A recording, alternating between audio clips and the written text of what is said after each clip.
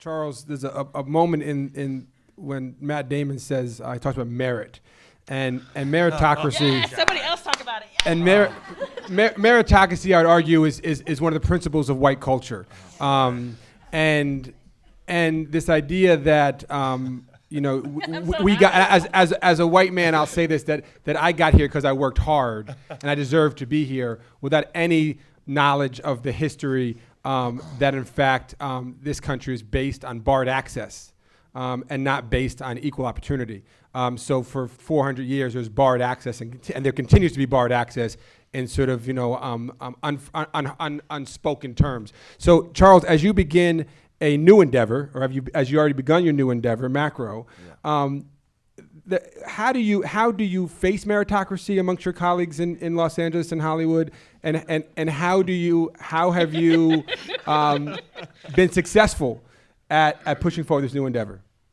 Well, so far, to be frank with you, I was very surprised and embraced on the other side when I announced what we were looking to do.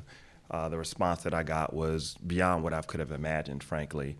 You hope that if you conduct yourself in the right way, that you work hard, you do good work, that people would understand and could see the value of what you've done. But to the day that I announced that I was launching this company to go after this marketplace and to really, champion this cause on the other side, I got calls from at least 30 agents from all of the agencies that I competed against for 15 years, all of whom were, this is amazing. What can we do? How can we be supportive? We saw this marketplace and we really respected the work you did all of these years, and can we be helpful? Do you need additional capital? It really wasn't about, hey, can we figure out how to get some of your clients? It really wasn't that. It really was a great response from the marketplace.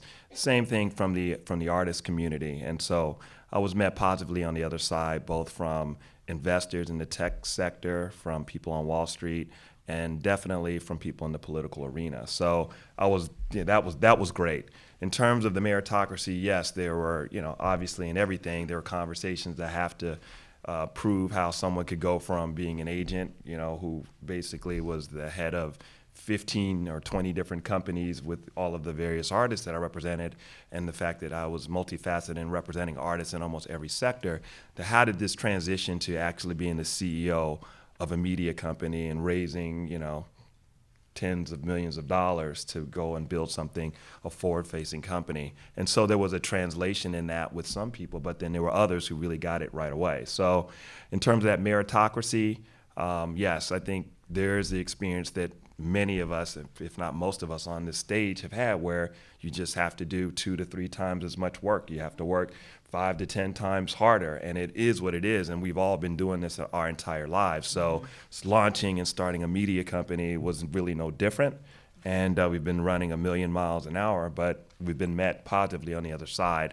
from all of the work that's been done over the course of the last 15 years.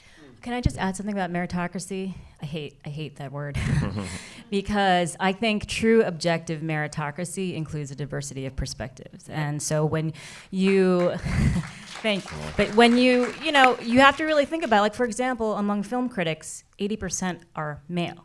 So you have, 80% of men are defining what is a good film. And you're leaving out the other half of the population and what they like to see, and so when meritocracy is defined by white men, it's not true meritocracy.